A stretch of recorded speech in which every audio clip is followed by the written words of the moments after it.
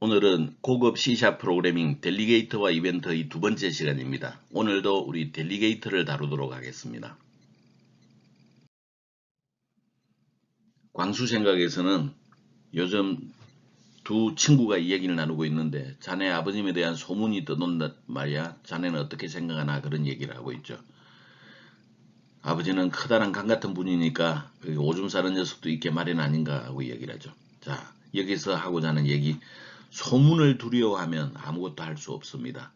우리 소문에 신경 쓰지 말고 내가 원하는 소신껏 행동하는 것, 이게 우리 성공의 지름길이다, 그렇게 이야기할 수 있겠네요. 행복한 경영 이야기에서는 실수와 실패가 뇌를 성장시킨다 하는 얘기를 하고 있습니다. 조 블러의 언락이라는 것에서 이제 나왔던 얘기인데, 나와 쩔쩔매게 하는 문제와 마주하라. 틀리고 실패할 때 내가 성장하는 최고의 순간이다 그랬네요. 관련된 자료를 찾아보니까 이런 재밌는 말이 있더군요. 실패라고 하는 것은 성공의 반대말이 아니다. 실패라고 하는 것은 성공의 한 부분이다. 그런 얘기를 하고 있네요. 실패로부터, 실수로부터 우리 성공이 얻어지는 법입니다. 우리 실패를 두려워하지 말도록 하죠.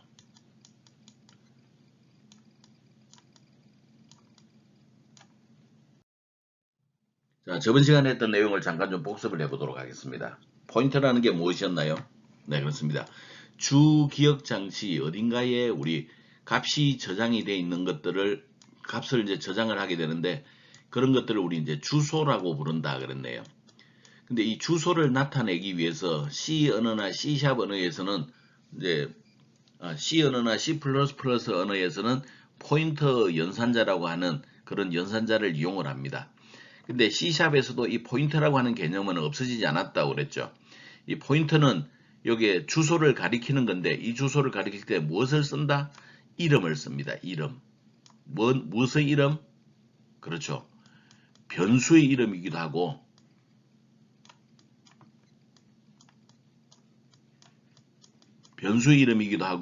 메서드 이름이기도 하는 거죠.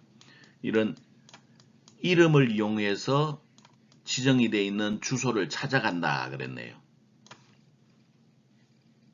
델리게이터라고 하는 것은 메서드를 대리해주는 대리인의 역할을 합니다. 이때 우리가 델리게이터로 선언이 되어 있으면 델리게이터 변수에다가 위에서 이야기한 포인터가 이야기하는 메서드 이름을 전달해 줌으로써 해당 메서드를 대리할 수 있게 해주는 것을 우리 델리게이터 그렇게 이야기를 했습니다. 콜백 메서드라는 건 뭐였죠? 네, 그렇습니다. 메서드를 호출할 때 요 값을 매개 변수, 인수로 전달해주는 방법을 쓰는 거죠. 그러면 나는 메서드를 불렀는데 그 해당되는 메서드에서 대리할 메서드를 실행하고 그 결과를 가져오는 거죠. 메서드 이름을 인수로 전달해준다. 이런 개념으로 보면 콜백 메서드를 쉽게 이해할 수가 있겠네요. 이번 시간에는 델리게이터에 대해서 좀 더 알아보려고 합니다. 그리고 버블 소트 알고리즘이라는 걸 이제 알게 되겠네요. 이런 걸 버블 소트를 이용을 해서 델리게이터와 관련되어 있는 좀 더 진화된 기술, 익명 메서드들도 이해할 수 있겠고, 문 람다라는 것도 이해하고 식 람다라고 하는 것도 이해해 보도록 하겠습니다. 현재 가장 널리 이용하는 것은 콜백 메서드를 이용하는 데 있어서 식 람다를 이용하는 방법입니다. 이 방법을 쓰면 훨씬 효과적으로 우리가 델리게이터를 활용해 줄 수가 있습니다. 델리게이터 개념 저번 시간에 나왔던 거죠. 내가 델리게이터를 선언해 줄 때는 델리게이터라고 하는 키워드, 반환형 파라미터가 존재하는데 그 대리할 메서드와 이 두 가지가 같아야 된다 그랬네요. 얘가 델리게이터의 이름입니다. 이 델리게이터를 이용해서 델리게이터 변수를 만들어 주게 되는데, 얘네들은 메서드가 존재하는 주소를 할당을 해준다 그랬네요. 주소라고 하는 개념은 C샵에서는 결국 이름이다 그랬죠. 지금은 메서드를 대리하기 때문에 메서드의 이름이 되겠습니다. 그래서 메서드 이름을 이용을 해서 우리 주소를 전달해 줍니다. 그리고 메서드라고 하는 그 델리게이터 변수를 이용해서 함수를 호출하게 되면, 메서드를 호출하면 메서드가 가리키고 있는 위치가 sum이기 때문에 sum의 결과를 가져와서 i 리절트에 그 결과를 전달을 해준다 그랬네요. 다시 한번 얘기하지만 여기 실제로는 메모리상에서는 이징 코드로 존재합니다. 자, 이번 시간 실습을 위해서 이제 버블 소트 앞 시간에 설명했기 때문에 좀 간단하게 이야기하죠. 자, 첫 번째 i가 5일 때는 우리가 순서대로 단계별로 크기를 지정해서 가장 큰 값을 오른쪽으로 보냄으로 인해서 i가 5일 때는 가장 오른쪽 위치에 가장 큰 값이 위치하도록 합니다. i가 4일 때는 단계별로 크기를 비교해서 큰 값들을 오른쪽으로 바꾸어서 최종적으로 i 4번 위치에 두 번째로 큰 값을 오게 만듭니다. i가 3일 때도 같은 방식으로 위치를 바꾸어서 세 번째로 큰 값이 오게 만들죠. i가 2일 때는 같은 방식으로 진행해서 네 번째로 큰 값, 그 다음에 i가 1일 때는 다섯 번째로 큰 값을 가져오게 되죠. 그리고 i와 j가 같아지는 이때는 아부는 일도 하지 않습니다. 그러고 봤더니 왼쪽에 가장 작은 값, 오른쪽에는 가장 큰 값이 존재하더라. 이런 것들을 우리가 버블 소트라고 부르는 개념입니다. 소팅 알고리즘은 이외에도 여러 가지가 있는데 이 버블 소트 개념을 이용해서 오늘 수업을 진행할까 합니다. 그래서 먼저 실습 5에서는 버블 소트라고 하는 알고리즘을 한번 이용을 해서 프로그램을 짜보기로 하죠.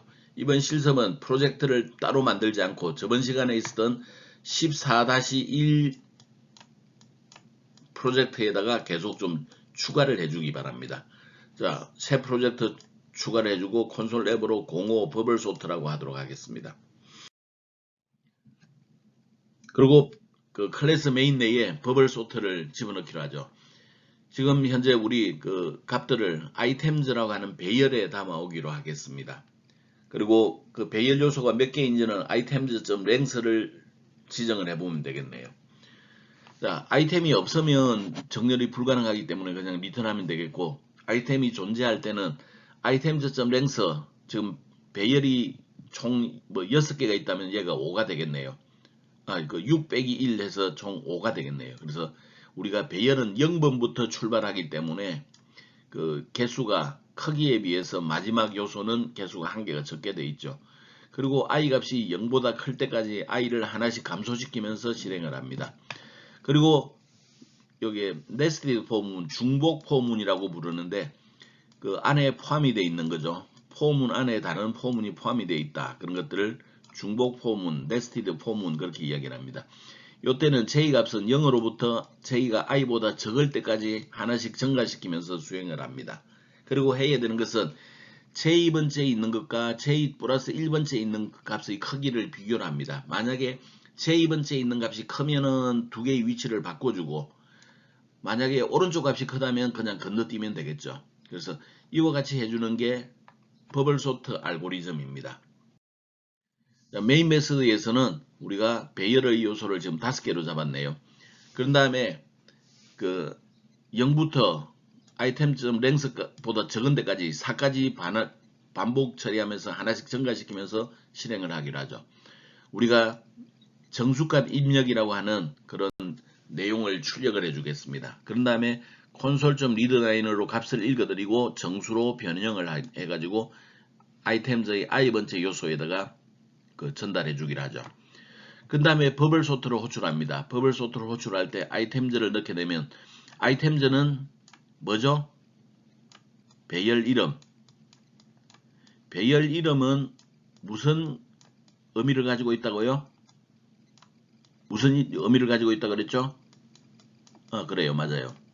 요것은 주소의 의미를 가지고 있다 그랬죠. 이름은 C샵에서 이름은 주소의 의미를 갖는다. 그래서 items라고 하는 배열이 존재하는 위치의 주소를 전달해주는 역할을 합니다. 그러면 가면 저기 버블 소트라고 하는 메서드에서 items를 배열이구나. 그리고 그 위치에 가봤더니 저렇게 있구나. 몇 개구나 하는 것들을 파악할 수가 있는 겁니다. 자, 버블 소트를 하면 이제 해결이 됐으니까 그 결과들을 이제 찍어주면 되겠네요. 그래서 이제 실행을 해보면 내가 21436이라고 하는 값들을 넣었더니 12345로 이렇게 정렬이 되어 있는 모습으로 나타난 것을 알 수가 있습니다. 이게 오름차순 전용의 버블 소트 알고리즘입니다. 자, 우리 이제는 얘네들을 좀 확장을 해서 오름차순도 가능하고 내림차순도 가능한 형태로 좀 변형을 해보기로 하죠. 그래서 오름차순, 내림차순이 가능한 버블 소팅으로 좀 이제 확장을 해보겠습니다. 마찬가지로 콘솔 앱 06 버블 소트 위드 어센딩 디센딩이라고 표시를 해두었습니다.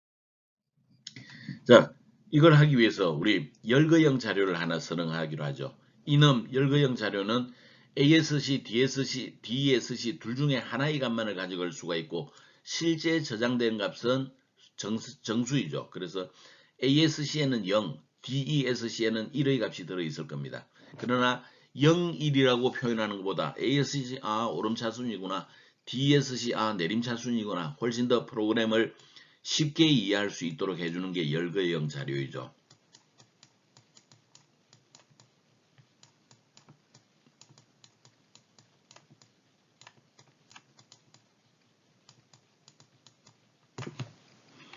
자, 이제 버블 소트 알고리즘 구현을 하겠습니다. 버블 소트 알고리즘은 아이템들을 전달하는데 우리가 소트 타입으로 우리가 그 소문자 소트 타입으로 지정함으로써 어센딩 오든지 디센딩 오든지를 전달받기로 하죠. 자, 항목이 없으면 당연히 계산이 안 됩니다. 그 다음에 그 포문 두 개가 네스티드 포문으로 들어오는 것은 기본적으로 같습니다.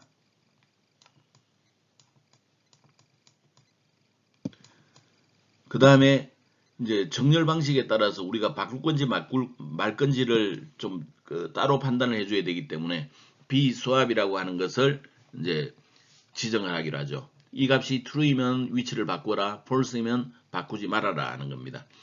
정렬 방식에 따라서 우리가 바꿀 건지 말 건지를 결정을 하겠는데 소트 타입이 ascending order에 해당이 될 때는 왼쪽 게 오른쪽보다 큰 경우에 바꿉니다.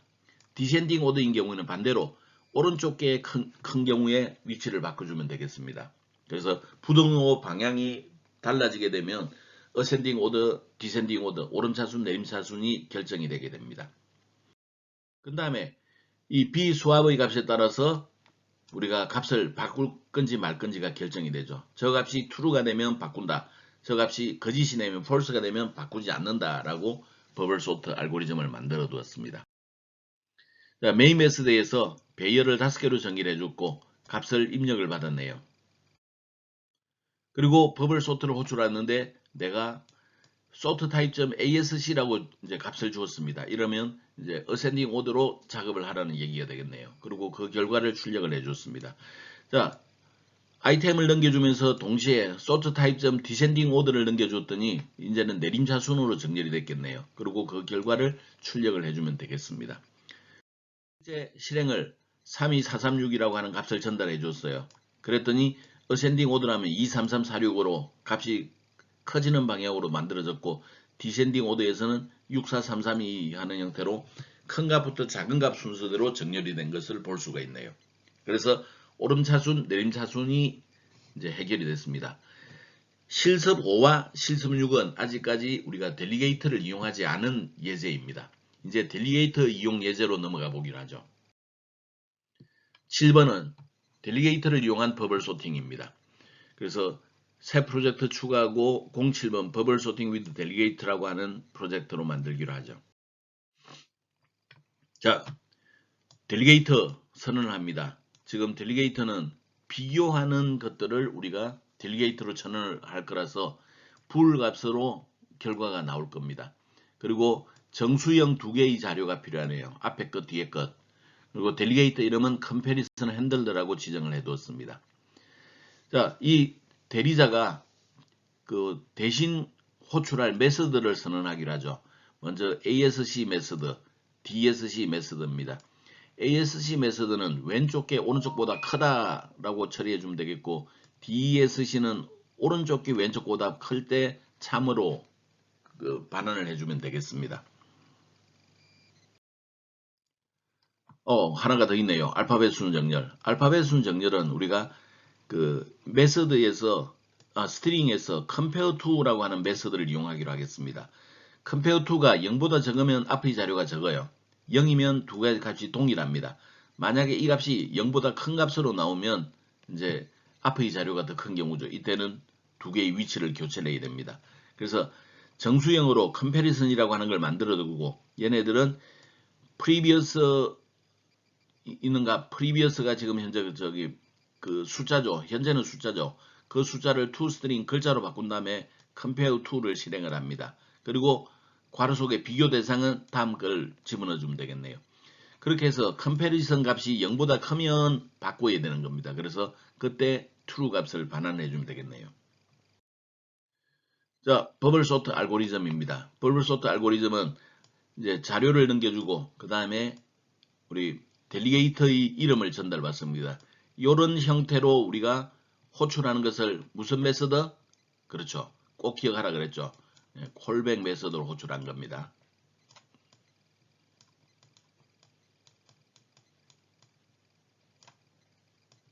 콜백 메서드 호출 방법입니다.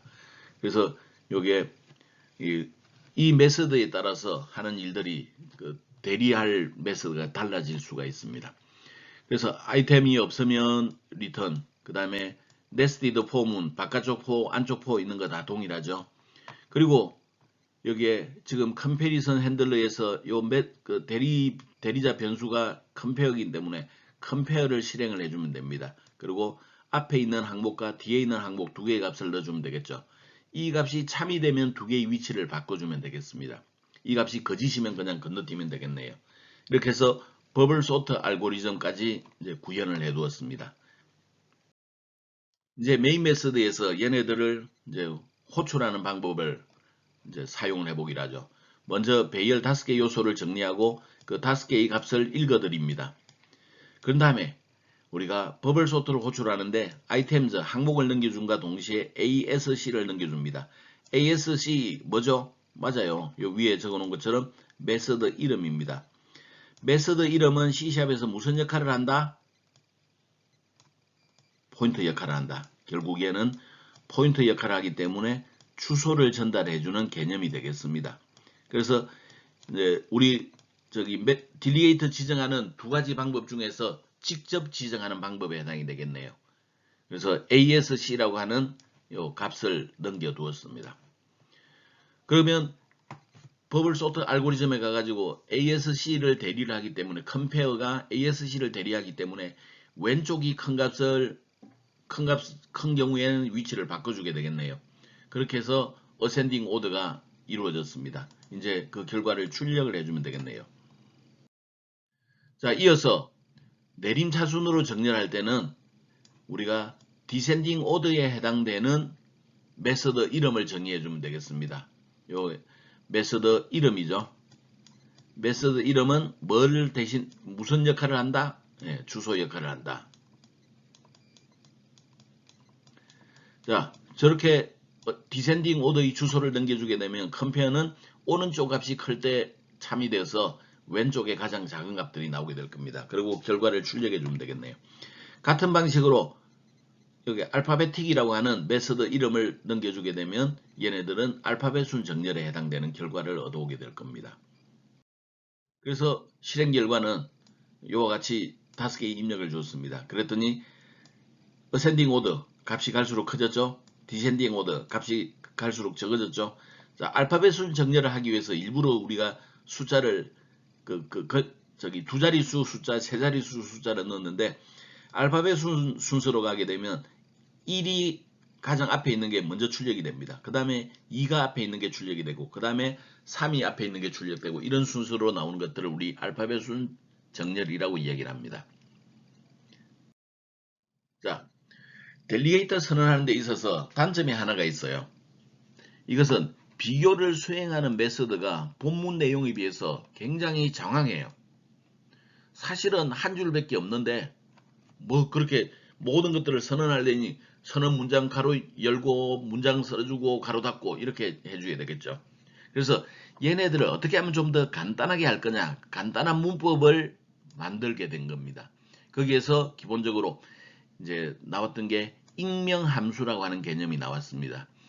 옛날에 익명함수라고 하는 그런 개념이 있었는데 이 익명함수를 우리 두 가지 형태로 이제 분화가 됐어요.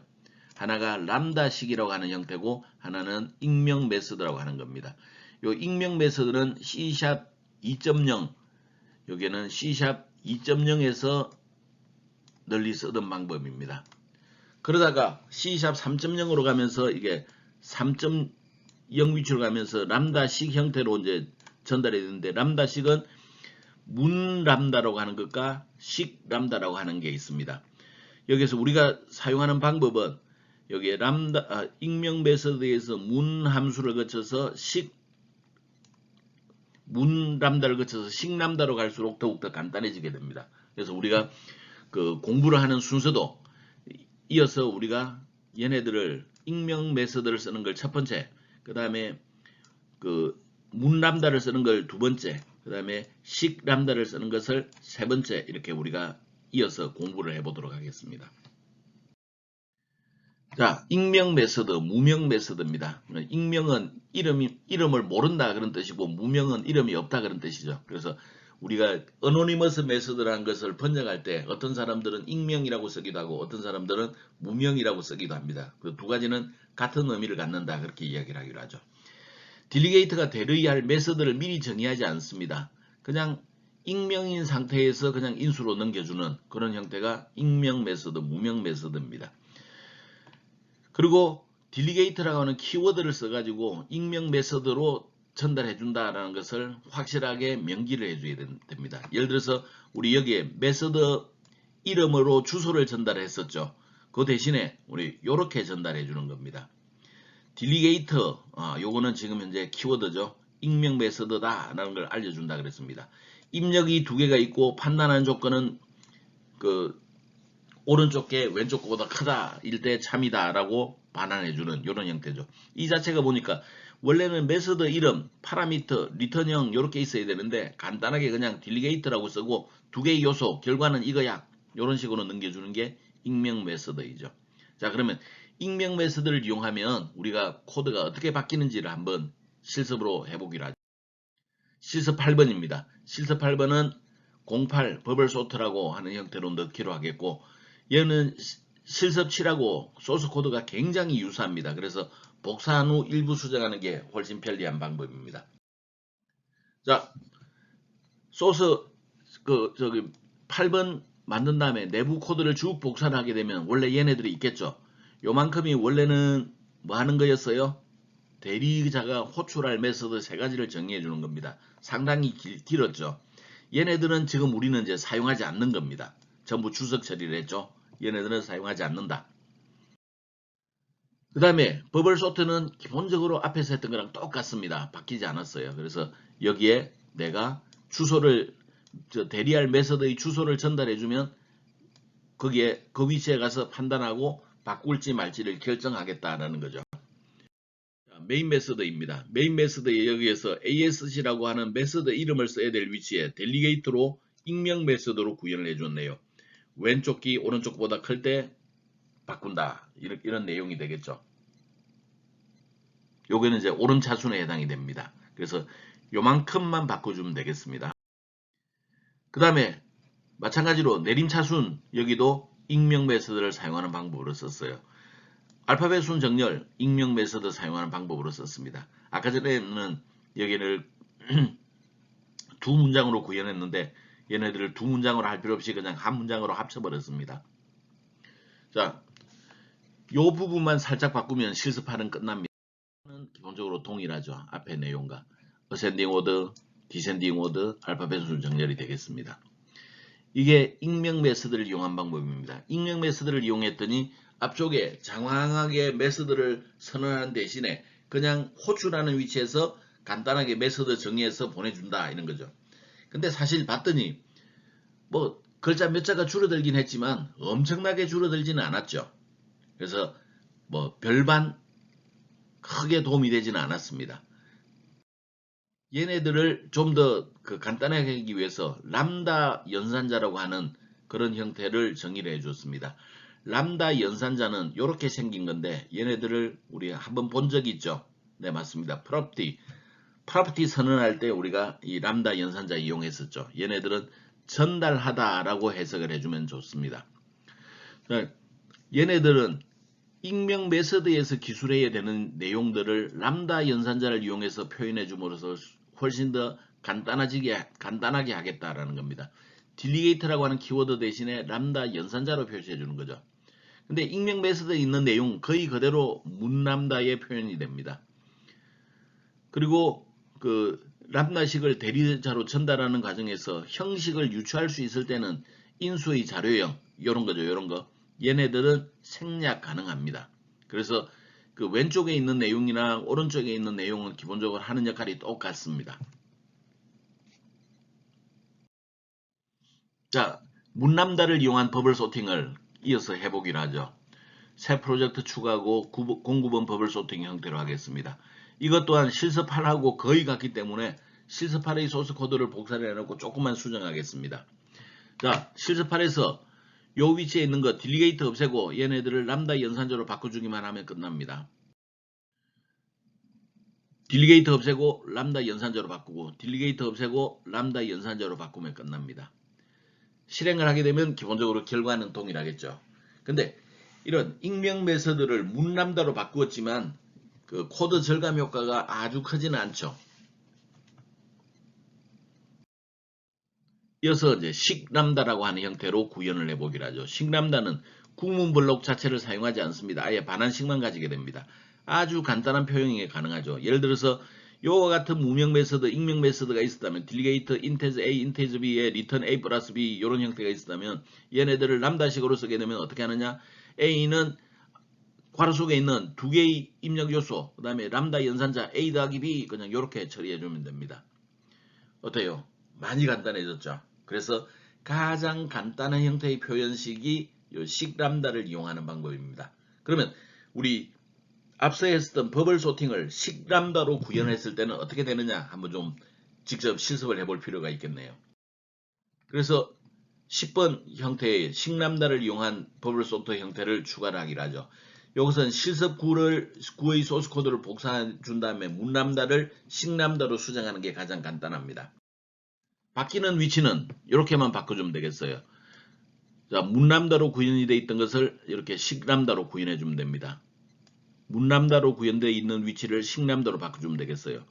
문람다로 구현되어 있던 위치를 이렇게 식람다로 구현해 주면 됩니다. 결과는 기본적으로 동일하죠. 그래서 이 실습 10번에 했던 버블 소팅, 식람다를 이용한 버블 소팅이 가장 간단한 형태의 델리게이터 이용법이다라는 걸 알 수가 있습니다. 그래서 우리 이 식람다를 이용할 수 있는 방법을 이제 앞으로 이제 활용을 해보도록 활용하기로 하겠습니다.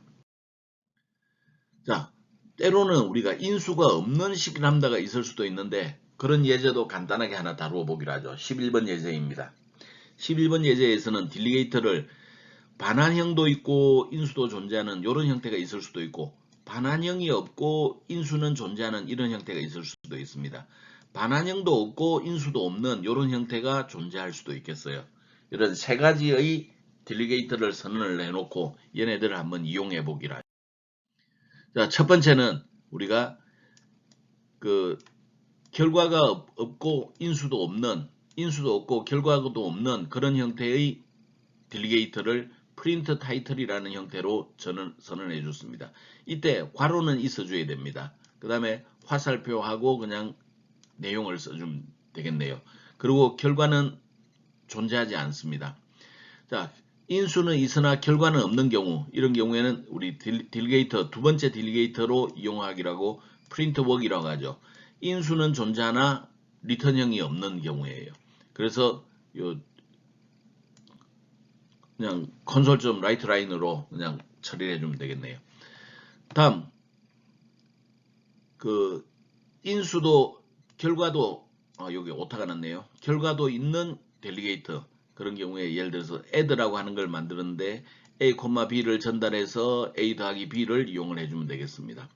그래서 이제 프린트 타이틀 실행하고 프린트 워크 더 셈 이러면 요거는 인수도 없고 결과도 없는 딜리게이터, 얘는 인수는 존재하고 결과는 없는 딜리게이터, 그리고 콘솔.writeLine으로 add를 호출하게 되면 인수도 있고 결과도 있는 그런 딜리게이터가 되겠네요. 이런 형태로 인수가 없거나 결과가 없는 것들도 람다 연산자로 구현을 해줄 수 있다는 걸 확인해 보는 게 실습 11입니다. 그래서 뭐 결과는 이렇게 나오겠죠. 이번 내용도 상당히 어려웠죠. 그래서 도전 과제는 생략하였습니다. 그러나 이 영어 단어 익히는 거 굉장히 중요하다 그랬죠. 깜지 잊지 말기 바랍니다.